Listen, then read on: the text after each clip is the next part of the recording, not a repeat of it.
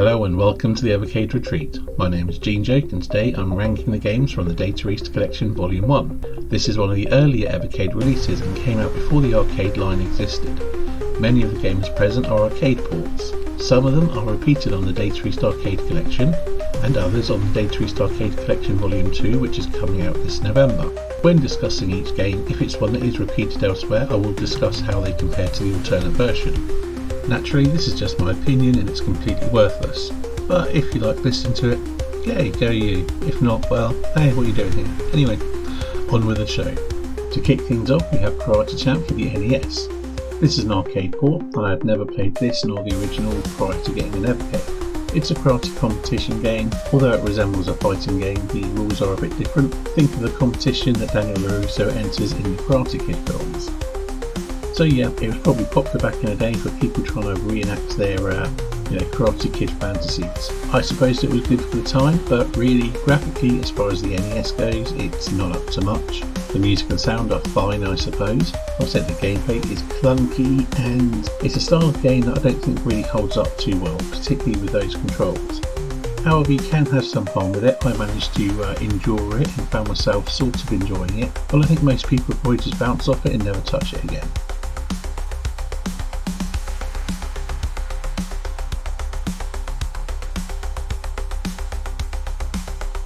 Next up we have Bad Dudes for the NES. This is an arcade port and the arcade original is on Data East Arcade Volume 1. I played this game back in the day on the ZX Spectrum and the Amiga, and also played the arcade game a few times. I have never played this version and it is the worst I've played. The music comes across pretty well. I think some of the tracks even sound a little bit better on the NES sound chip.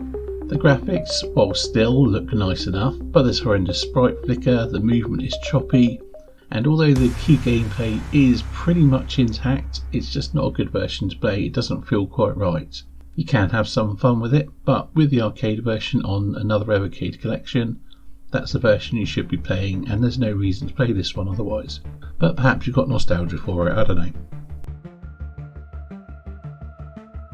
And now we have Burger Time. Once again, this is an NES port, and once again, the arcade version is on Data East Arcade Volume 1. Before getting an Evercade, I'd never played a Burger Time game, not in the sequel, nothing. However, I had played the ZX Spectrum game Wimbley, based on the fast food chain, which had sections ripping off Burger Time, but that's not really relevant. This port is okay, it doesn't feel quite right.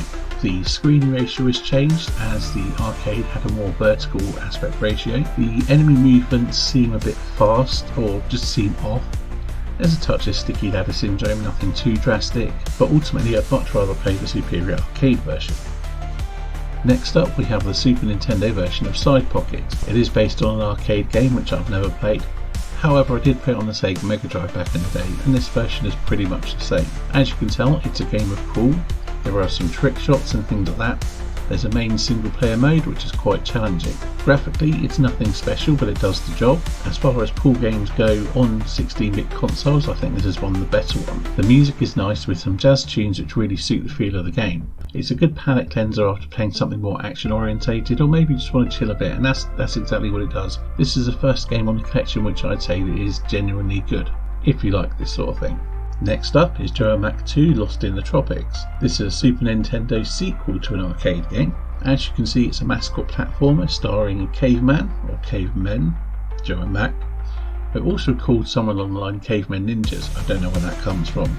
So obviously cashing in on the whole ninja thing, I suppose. Anyway, it's a good looking game. The sound is perfectly fine and the music is nice, although not that memorable. And that goes for the gameplay too. It does everything well. It doesn't provide much of a challenge. It has a non-linear aspect. You can choose which level you go to. There's a shop and things like that. There's some nice touches to it, but ultimately I find it a little bit forgettable on gameplay terms. It's definitely worth a play. You'll have some fun with it, but it is a bit forgettable. Next up we have Burning Rubber for the NES, also known as Bump and Jump, which is a more appropriate title for the game. It's an arcade port, and I'd never played this or the arcade original prior to getting an Evercade, and my first impression was rather negative. I turned it off within 2 minutes and didn't bother with it for a while. However, hearing other people say it is a good time, I decided to give it another chance, and I got a little bit hooked. The simplistic arcade action that put me off was actually rather compelling. The scoring mechanism makes it quite fun, doing 1 credit runs, trying to get a bit further into the game and boost your score. Although it may not be a fantastic looking game as far as the NES goes, the music is quite catchy and the simple arcade gameplay will keep you coming back for more. Definitely worth a play and probably one you'll come back to quite a lot. At least I do anyway. Next up is Two Crude Dudes, the Mega Drive port of the arcade game Crude Buster, which will appear on Data East Arcade Volume 2 that comes out in November. It's also the sequel to Bad Dudes vs Dragon Ninja, and it's set in a post-apocalyptic future where mutants are running wild and causing all sorts of mischief. You control one or two roided up comic book looking action heroes. Anyway, this was absolutely my jam back in the day. I liked beat 'em ups, I liked sci-fi and post-apocalyptic stuff, I liked action movies with big dumb heroes, and it delivered on all those fronts. The gameplay is similar to Bad Dudes vs Dragon Ninja with an emphasis on the throwing mechanic. You can throw items on levels, you can throw enemies into other enemies. In multiplayer mode you can throw the other player at enemies, and you can really annoy the other player by picking them up and things like that. Anyway, this is a game I have a fair bit of nostalgia for, and it could be a nostalgia pick for it ending up quite as high on the collection because it's a fairly basic beat 'em up, but I've always really enjoyed it. Next up is Magical Drop 2 for the Super Nintendo. It's the sequel to an arcade game, Chain Reaction, which can be found on Data East Arcade Collection Volume 1. I'll say off the bat, this is the superior game.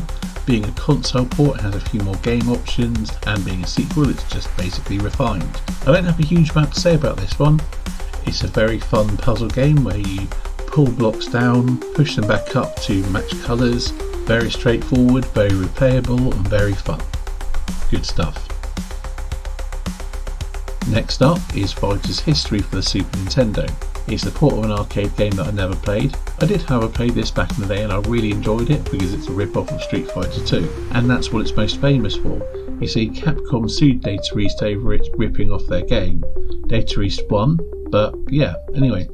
It rips off Street Fighter 2 really closely. It's essentially Street Fighter 2 with different fighters. So it's the best fighting game on the Evercade. And if you're going to rip off someone and do it well, you might as well rip off the best. The game itself is a good looking fighting game. It controls exactly the same as Street Fighter 2, although the special moves for the characters do vary a little bit, but they follow the same mould. You fight mostly on streets against other opponents like you do in pretty much every fighting game, and I'm running out of interesting things to say about this game. It's a good fighting game. What more do you want?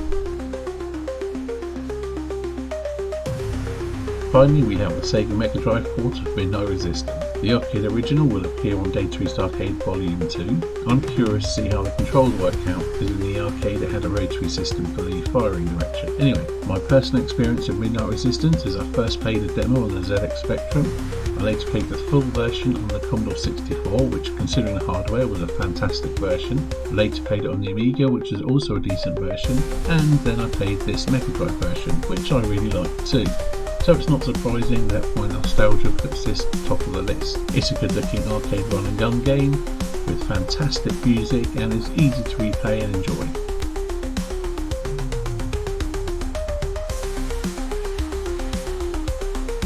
Overall, Data East Collection 1 is a solid cart. I think it's well worth everyone picking up. There's a good variety of games with lots of replayability. Despite the repetition of some games on the arcade carts, I think it does enough to be worth purchasing regardless of whether you have those or are planning to pick them up. It's a 7.5 out of 10 cart in my opinion.